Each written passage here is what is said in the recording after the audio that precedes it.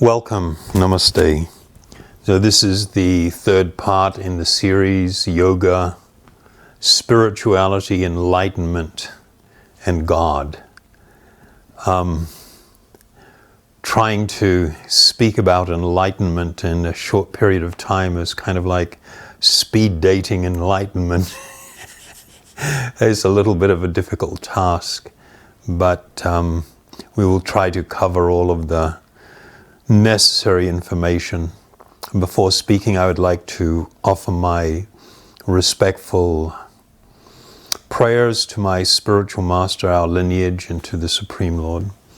Nama Om Vishnu Padaya Krishna Prestaya Bhutale Srimati Siddhaswarupananda Paramahamsa Iti Namane Namaste Saraswati Devi Gauravani Paracharane Nirvishesha Sunyavadi Vastatya Deshatarane Bhaja Sri Krishna Chaitanya Prabhu Nityananda Sri Advaita Ganadhar Sri Vasadi Gaur Bhaktivindam Hey Krishna Kauruna Sindhu Dinabandhu Jagad Pate Gopisha Gopika Kanta Radha Kanta Namostate.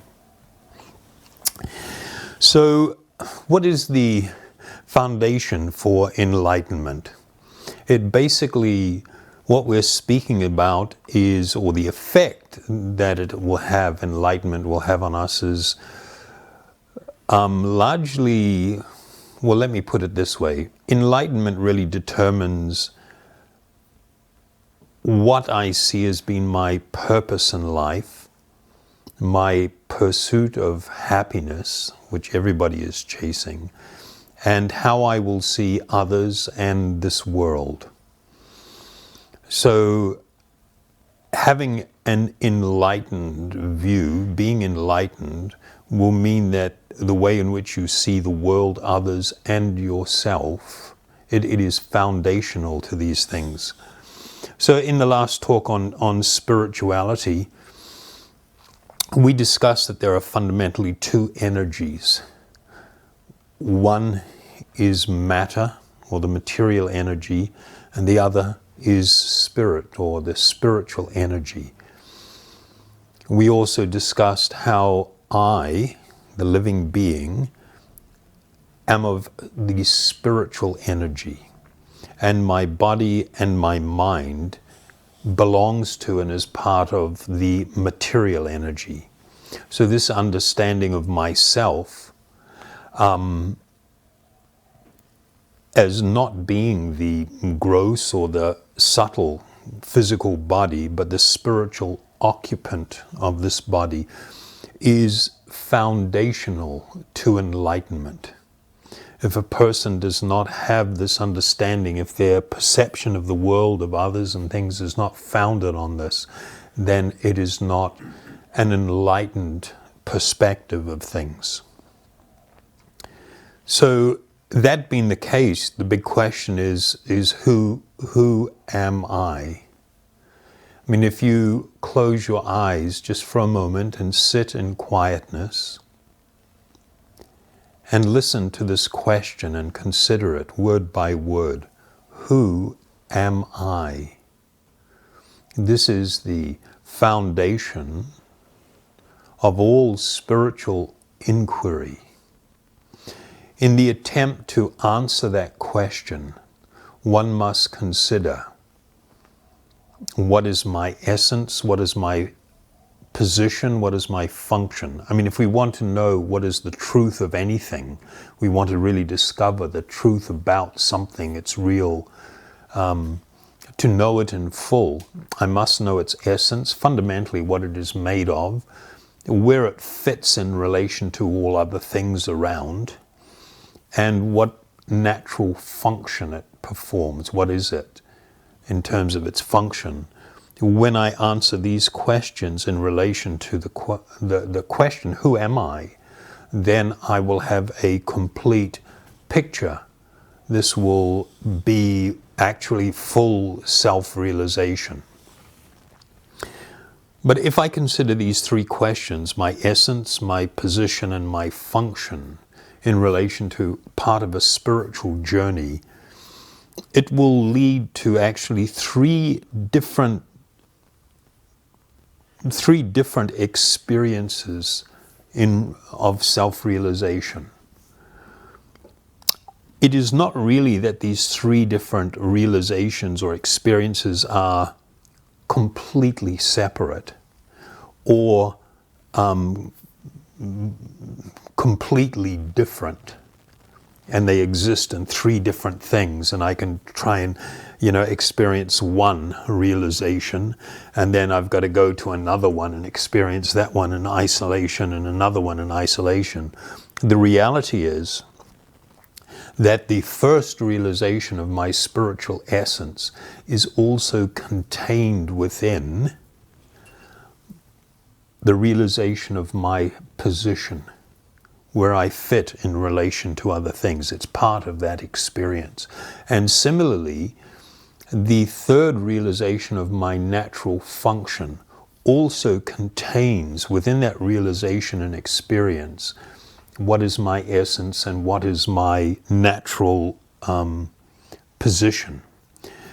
So that being the case, I must also, though, point out that in the first realization of my essence, it does not contain the realization of my position nor my natural function. So from that point of view, we will see that while all spiritual realization of the self is transcendental and considered perfect, we have degrees of perfection or increasing perfection. So in relation to my essence, the reality is that I am spirit, I am not this body.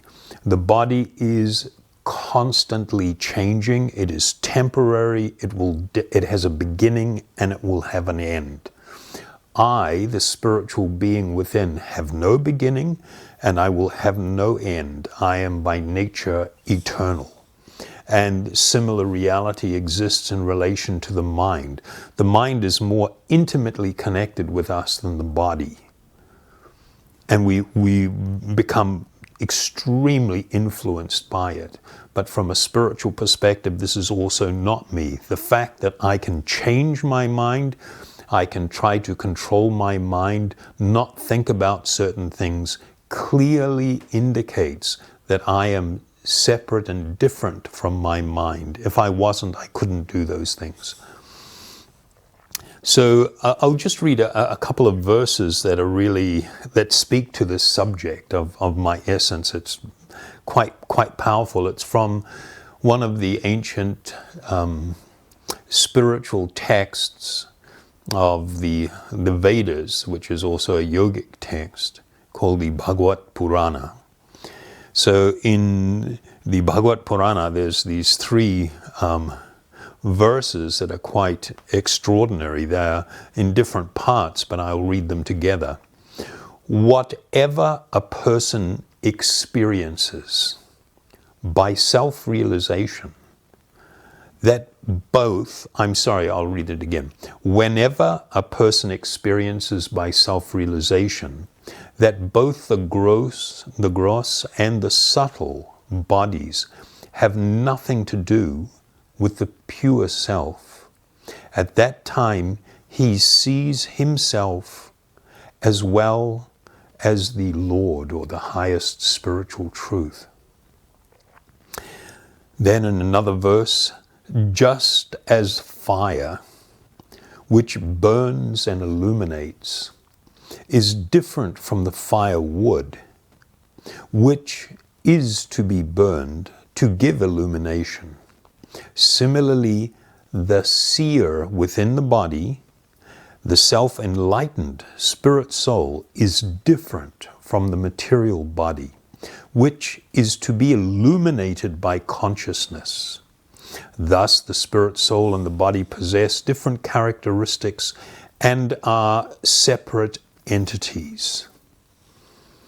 And then a third verse, one who is enlightened in self-realization although living within the material body, sees himself as transcendental to the body, just as one who has arisen from a dream gives up identification with any bodies in that dream. A foolish person, however, although not identical with his material body, but transcendental to it, thinks himself to be situated in the body, just as one who is dreaming sees himself as situated in an imaginary body. So these are wonderful verses that speak very clearly to what constitutes realization of my essence as being spiritual in nature. I will speak a little bit more about this topic when we go forward, because what happens is in many of the, particularly the mystic yoga processes, when someone attains this, what is called Brahman realization, where sometimes it is experienced by the Kundalini type yogis, where they leave their body and merge into a vast ocean of spiritual light. This is realization of one's essence. But there is further things to be considered in relation to the question of position. What is my position? Where do I fit in relation to others? Where do I fit in relation to this world? This is a really important question and will determine how happy we will become or fail to become based on how we understand this question. So,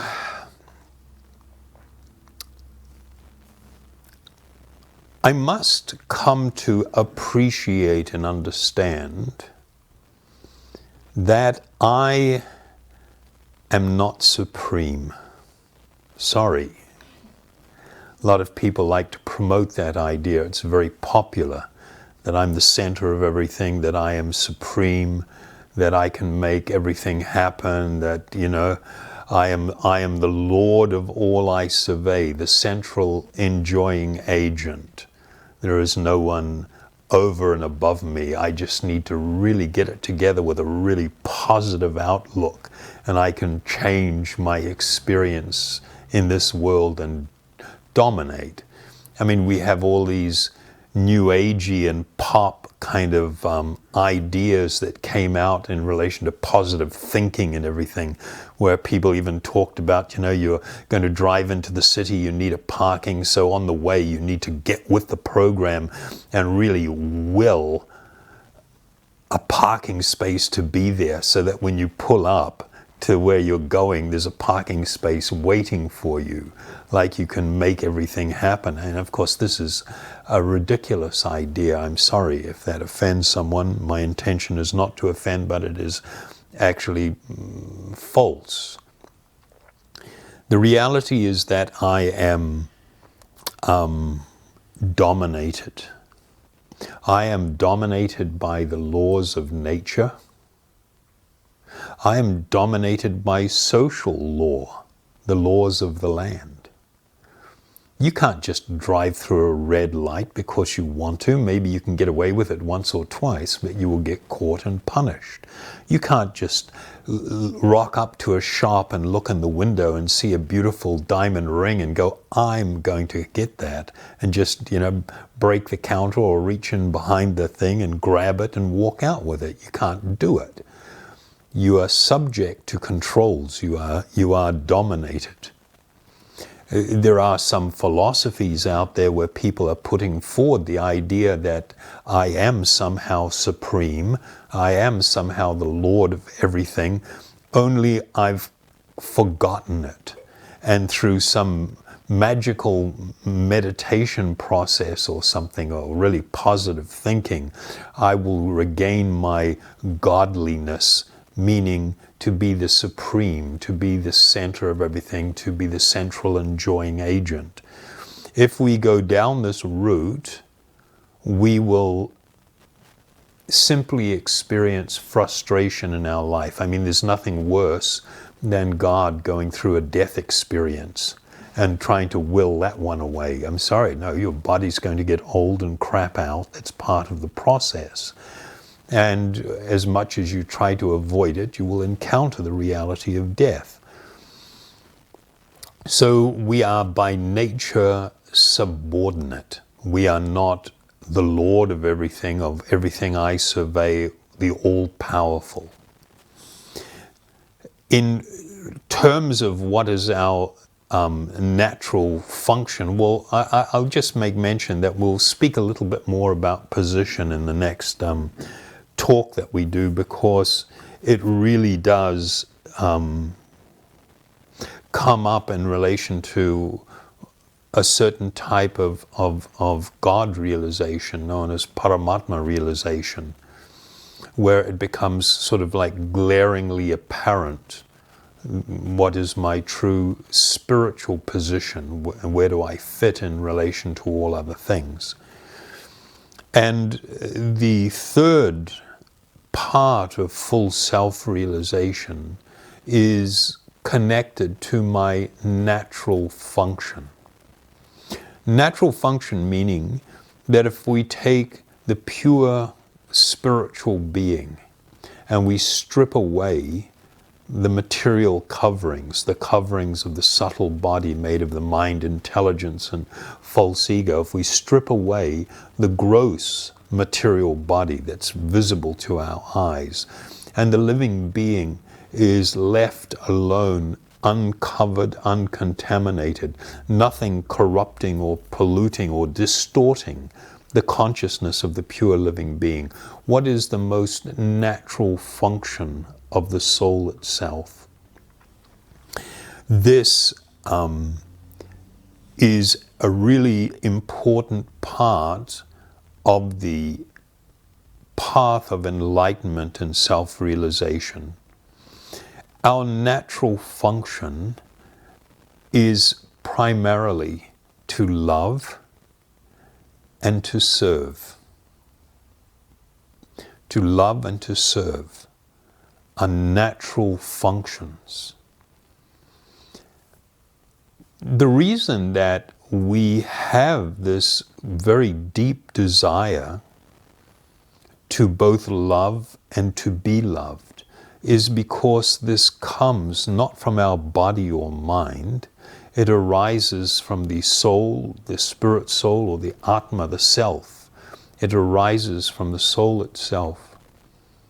It is part of our eternal, natural function to experience and to engage in love. Our problem is that when we are so overwhelmed by this idea that this body is me, as being male or female or whatever, I will seek to try and fulfill that fundamental spiritual need in relation to this body and mind, and in connection with other material personalities.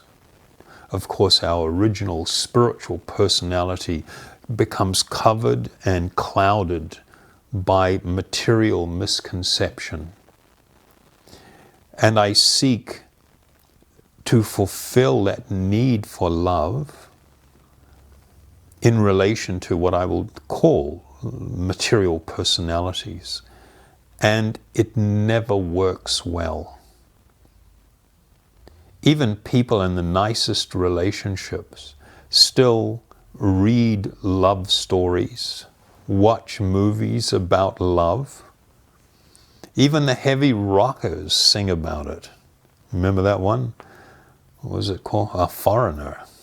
Years ago, in the 80s. I want to know what love is. I want you to show me. I want to feel what love is. You know, it's just like, this is actually a cry from our heart of hearts. It is something we desperately would love to be able to experience in the most perfect and wonderful way.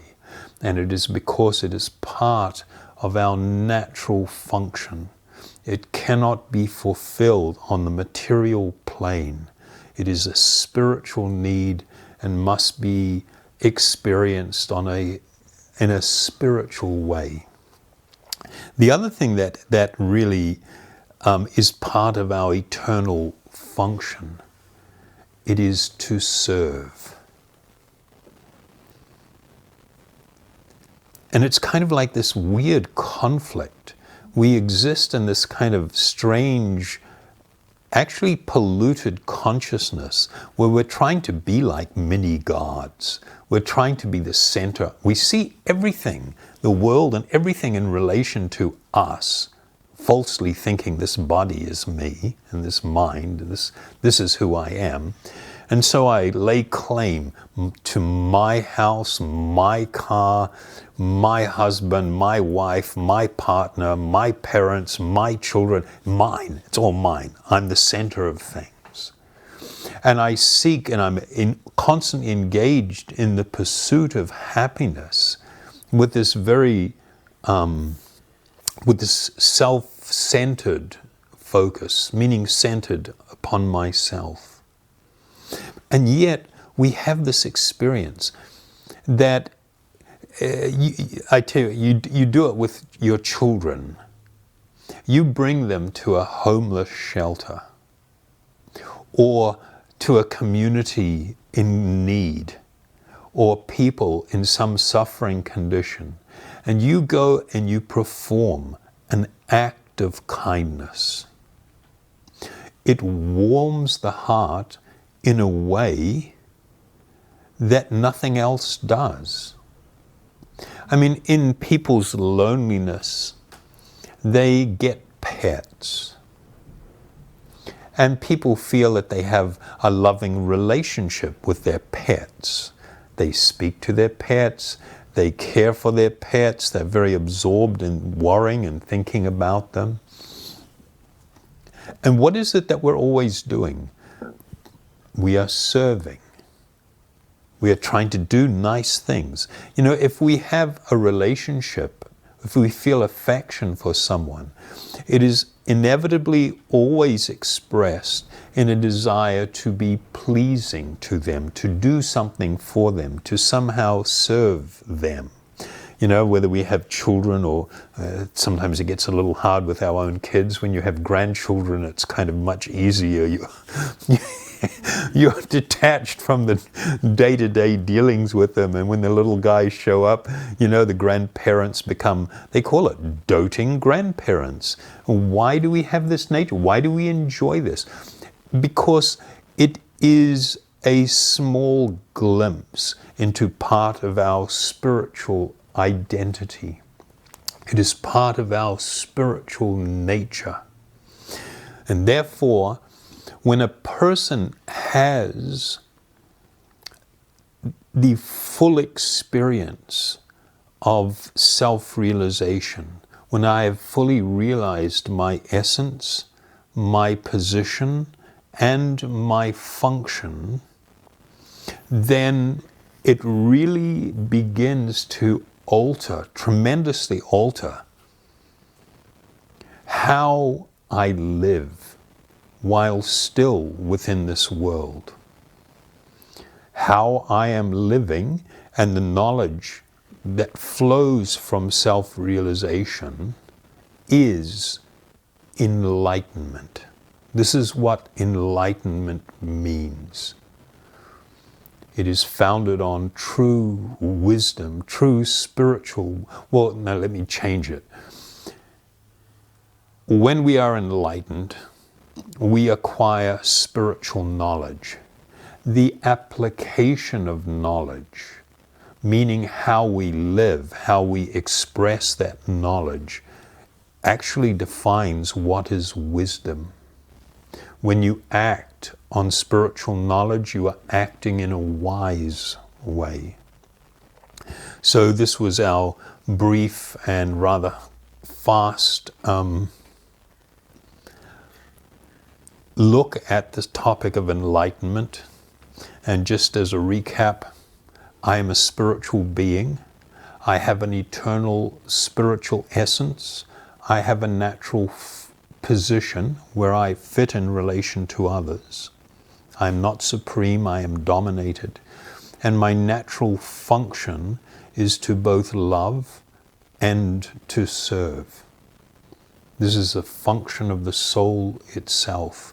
And the more I am living in harmony with those spiritual truths, the happier I will be. When I stray from those spiritual truths, when I begin to consider the body as me, or the mind as me, when I see this world and others as something to exploit and to use to try and squeeze some happiness out of, I am not living in harmony with spiritual reality. I will be unhappy because of that, even if I am highly successful. My natural function is to love and to serve. When I can engage in this in the most perfect and spiritual way, then I will experience unlimited, boundless happiness and joy. That will be the experience. And the opposite is true. If I live with false understandings of who I am, and that drives how I relate to others in the world, my life will be one of difficulty, pain, and suffering. And the end of the life in this body will be a terrible experience, rather than it being an enlightened and wonderful experience. It will become something quite tragic and unfortunate. So we will pick up in the next talk that we have, looking at this question of realization in relation to God or some higher truth. Thank you very much, and I'd like to invite you to join with us in chanting these transcendental sounds or mantras in what is known as kirtan meditation. It is by this process, in this age, that a person will come to the highest platform of full realization, spiritual realization and experience. We don't have the capacity to change ourselves, but that which is spiritual has the potency to affect us and change us. And by exposing ourselves or immersing ourselves in that which is transcendental, we can come to this platform of true spiritual enlightenment. So we'll be chanting this mantra, Hari Bol and Nitai Gaur, and hopefully it will appear on the bottom of the screen.